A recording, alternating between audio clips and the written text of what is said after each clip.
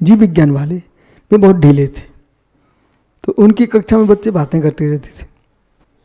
वो अंग्रेजी वाले आए ना तो सब शांत हो जाते। जब वो बच्चों को प्रधान अध्यापक समझाते थे ना, वो प्राचार्य जी, उनके समझाने की पद्धति शैली बहुत सुंदर थी। तो जब हम लोग स्कूल से बाहर निकले ना, जब तक भरा रहता था गुरुजी ने क्या समझाया, अपन घर जाके भोजन बाद में, पहले काम पूरा करेंगे, पूरी पढ़ाई करना ईमानदारी से। मतलब ऐसे अच्छे अच्छे लोग मुझे मिले कि वो ऐसा करके नहीं पढ़ाते थे कि कोई जाति विशेष का बच्चा है, वो मात्र अपना छात्र मान के पढ़ाया करते थे। एक तो 60 वर्ष के संस्कृत के अध्यापक थे, पता नहीं सर उनको क्या राग उमड़ पड़ा मेरे ऊपर। बोले जैन तू पूरी संस्कृत पढ़ ले। तो मेरे मन में आया इनके से अलग से पढ़ने जाएंगे। अब वो चले जाए गांव से दूसरे गांव, तो कहाँ पढ़ने जा पाए। तो दूसरे अध्यापक भी थे संस्कृत के, वो सुब्रत सागर मिले, उनको आए थे वो। अरे इतने प्रसन्न क्यों सुब्रत सागर, इतने खुश। वो मालूम इन्होंने उनका सम्मान कराया गांव में। वो माइक पे बोले गुरु गुरु रह गया, गुरु गुड़ हो गया, चेला शक्कर हो गया, ऐसे बोल रहे। हमसे बोले मुझे बेटा अब तुमसे सुनो, मुझे तुमसे अब अध्याय सुनना है।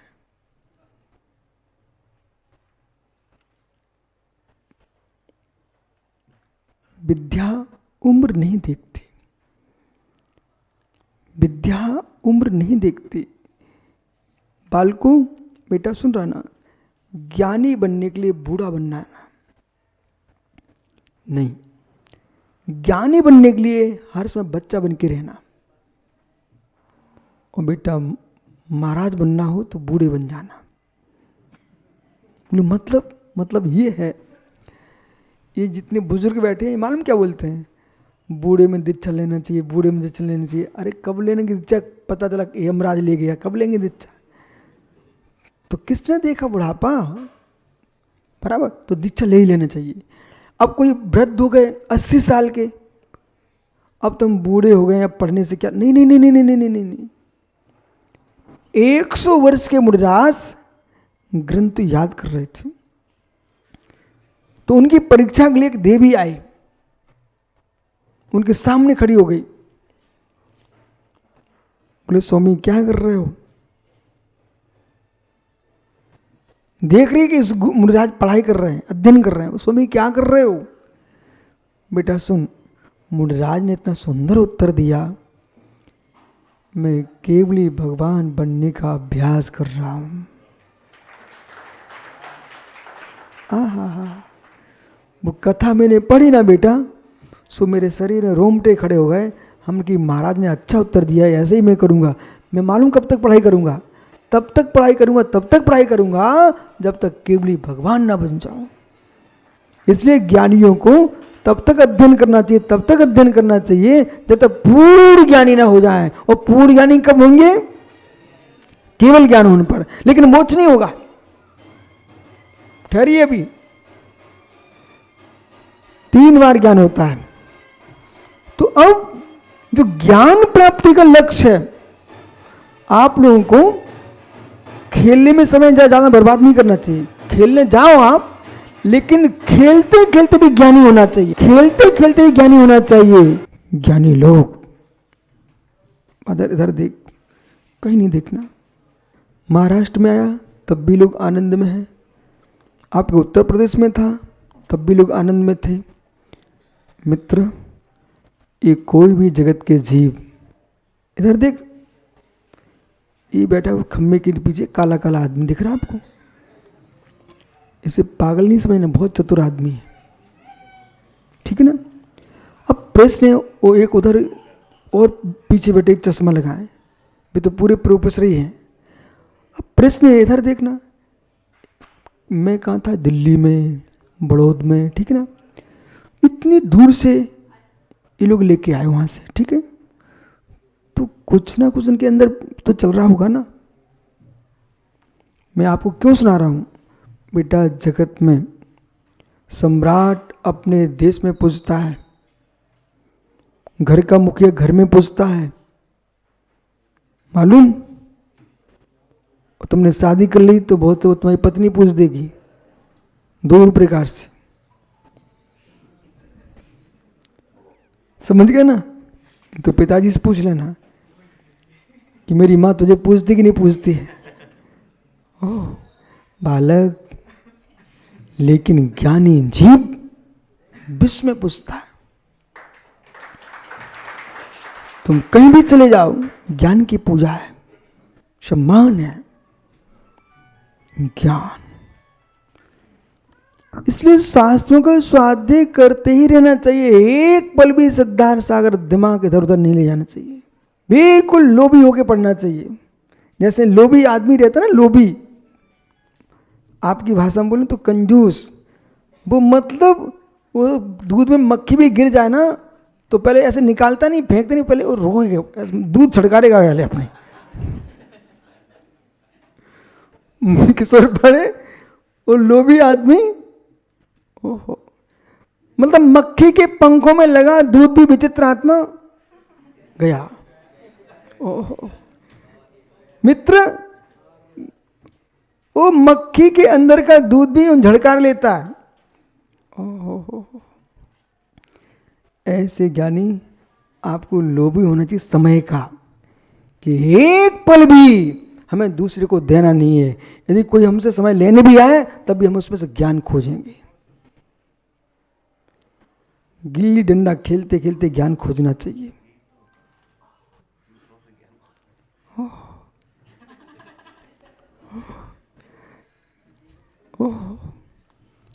अब प्रश्न है, इनका उत्तर दूंगा। ज्ञान खोजना चाहिए, व्यवहार से ज्ञान खोजना चाहिए, निश्चय से अपने ज्ञान का घे बनाना चाहिए। इनका उत्तर मिल चुका है इनको। और कुछ प्रणव सागर जी? साधु कार्यम तपाश्रुता। साधु कार्य तप और श्रुत है, कोई दूसरा काम, तीसरा काम नहीं है। ध्यान जयम जय धम्मो, ध्यान करना, अध्ययन करना यति का धर्म है। यशोधर सागर जी, ध्यान करना, अध्ययन करना यति का धर्म है। दान देना, पूजा करना श्रावक का धर्म है। दान करना, पूजा करना श्रावक का धर्म है। जो श्रावक दान नहीं करता, पूजा नहीं करता, वो श्रावक कहलाने का पात्र नहीं है। बालक पहाड़े सुन रहे हैं कि नहीं? भगवान के दर्शन कर लिए? हाँ, तो दर्शन कराना है। महाराज को हार दे लिए? हार दे लिए तो हार दे लेना, ठीक है। भोजन कर लिया तो कर लेना, ठीक है।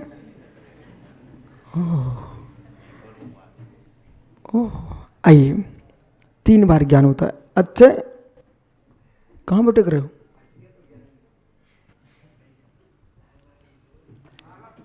आचार्य? हाँ दादाजी बोलिए। सांगा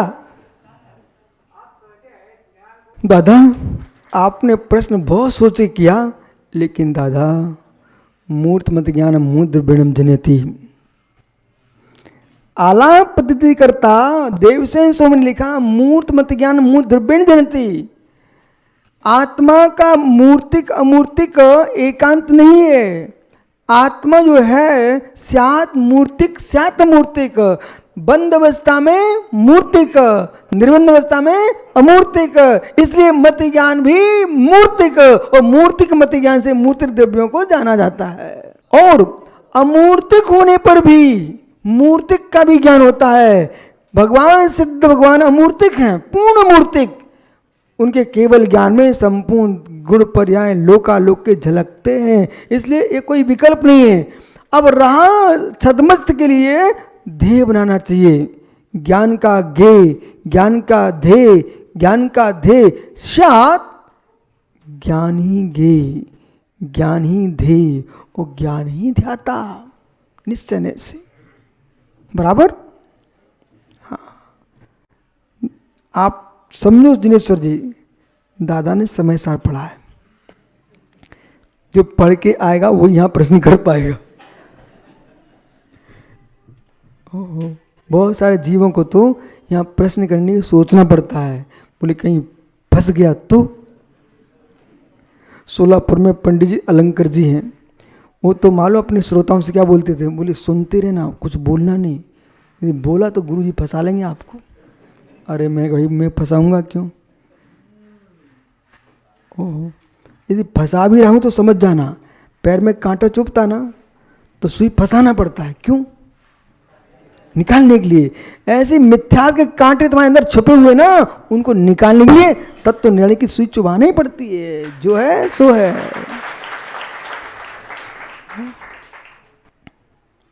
ज्ञान, सभी जीव ज्ञानी थे। उपयोग की दृष्टि से, लक्षण की दृष्टि में सबको ज्ञानी बोलता हूं, लेकिन अज्ञानी सुनिए, जिसका सम्यक श्रद्धा नहीं है अज्ञानी है, जो सम्यक श्रद्धान है ज्ञानी। अब जिसके पास श्रद्धान तो है पर चारित्र नहीं है, बिल्कुल अज्ञानी। क्या? अज्ञानी। जानता है भगवान है, गुरु है, परमेष्ठी है, आगम है, सब जानता है, लेकिन रात्रि में गप गप खा रहा है, निशाचर। ओहो, ए बालक बड़ोद, इधर देख। बेटा सुन रहा है कि नहीं? बोले हम जैन हैं, अच्छे हैं, उच्च हैं। उच्च हो? अच्छा अच्छा। और मांस की दुकान पे जाके तुम पानी पी के आ गए। तनु, ओ तनु, खड़े हो जाओ। हैदराबादी, तू कितना दुबला पतला था, इतना मोटा कैसे हो गया? बालक देख, सुन, अच्छे घर का बच्चा है? तो बेटा तुम एक नियम कर लो, आज नांदनी आए हो आदिनाथ के चरणों में। बालक तुम दोनों भी खड़े हो जाओ। बालक, बेटा कहीं मांस नहीं खाना। खाओगे तो 9 बार नमोकार पढ़ लो। जीवन में श्वास निकल जाए लेकिन मांस नहीं खाएंगे। पढ़ लो 9 बार। तुम भी पढ़ो। अनबिज का लड़का कहाँ है? दिव्यम भाई, बेटा तुम गोदी के आए तो इतने बड़े होके आए हो। बालक, मेरी बात सुनाई पड़ रही तुझे? तो जीवन में कभी मांस नहीं खाना। खाओगे? खाओगे? नहीं खाओगे ना, तो मुख से बोलो, आज से मेरा जीवन पर्यंत के लिए मांस खाने का त्याग। बोल बेटा, मांस खाने का त्याग। बोलो बोलो।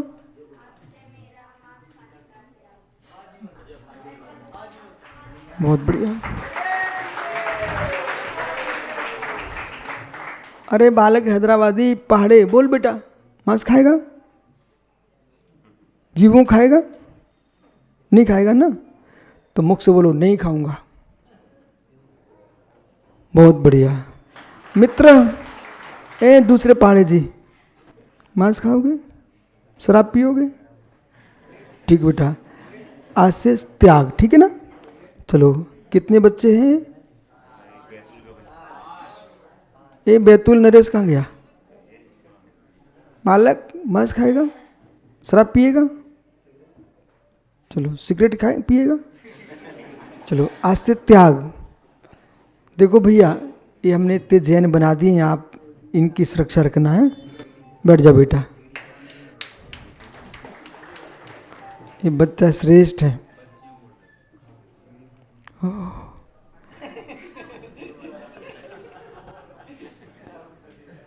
ज्ञानियों, ए राव का इकडे या।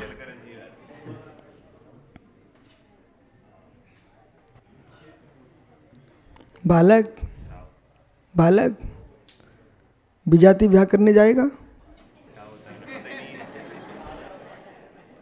सुनो, ए बाल को, जैन कुल को छोड़ करके कहीं शादी कराने नहीं जाना, ठीक है? तुम टेंशन में, तुम्हारा भाग्य तेज है, नहीं तुम सोचो कोई लड़की नहीं मिलेंगी हमको, ठीक है? चलो बैठ जाओ। ओह, आइए मित्र, ज्ञान। अब माना कि सुनिए, ये सब ज्ञानी थे लोग। यदि ये विजाति विवाह करने गया अज्ञानी, यदि इन्हें छोड़ दिया, बोले ज्ञानी।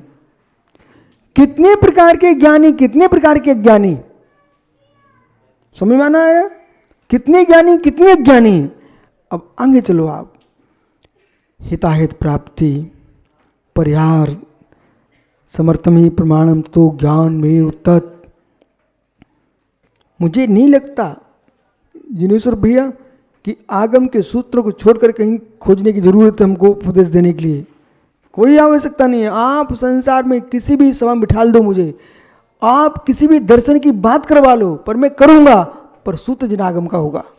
हिताहित प्राप्ति, अब ये ऐसा सूत्र है, संसार का कोई भी संप्रदाय, कोई भी धर्म, कोई भी दर्शन इस सूत्र को मना नहीं कर सकता। आचार्य महाराज ने लिखा है, देखो ये बच्चे भी बोलेंगे, बेटा देख इधर, अपना हित किसमें है, अहित किसमें है, ये जानना चाहिए कि नहीं जानना चाहिए? बोल बेटा, अपना हित किसमें है, अहित किसमें है? अब शराब पी रहा है, नाली में पड़ा है और बीमार हो गया, मर गया, हितकारी था क्या? तो क्या था? अहितकारी। जिससे हित का ज्ञान हो, अहित का परिहार हो, वही तो सम्यक ज्ञान है और वही प्रमाण है। हित की प्राप्ति हो, अहित का परिहार हो, वही क्या है? ततो ज्ञान में उत्तत। हित की प्राप्ति, अहित का परिहार ज्ञान से होता है, अज्ञान से नहीं होता है, सम्यक ज्ञान। अब चलते तीन ज्ञान के पास, क्योंकि समय हो रहा है। 3 बार ज्ञान होता जीव को। पहला ज्ञान, पहली बार जब ज्ञान होता है उसे समझिए, ये जीव प्रमोद मुमुक्षु बन जा ज्ञानी, ये जीव विचार में तल्लीन, ये जीव शब्द व्यसन में डूबा, आवाज चिखाने में डूबा, धर्म का पता ही नहीं है जिसको, जीवों की बलि दे रहा है प्रमोद, अमित जीवों की बलि दे रहा है, गर्दन पे छुरी चला रहा है। और पूछा क्या कर रहे हो? बोले धर्म। बेटा हृदय से पूछो क्या धर्म है? या संप्रदाय से नहीं पूछना, हृदय से पूछना है। धर्म की व्याख्या संप्रदाय से नहीं होना चाहिए, हृदय से होना चाहिए। किसी जीव को सताना धर्म है? नहीं है ना। जिस जीव ने विचार कर लिया, ये 4-5 जितने बच्चे थे ना, सब ज्ञानी हो गए। बेटा तुम ज्ञानी हो गए हो, तुमको समझ में आ गया कि जीवों को खाना धर्म नहीं है, तुम ज्ञानी हो गए। आत्मा स्वभावम परिभाव भिन्नम, आत्मा स्वभावम परिभाव, आत्मा का स्वभाव प्रभाव अत्यंत भिन्न। महावीर स्वामी की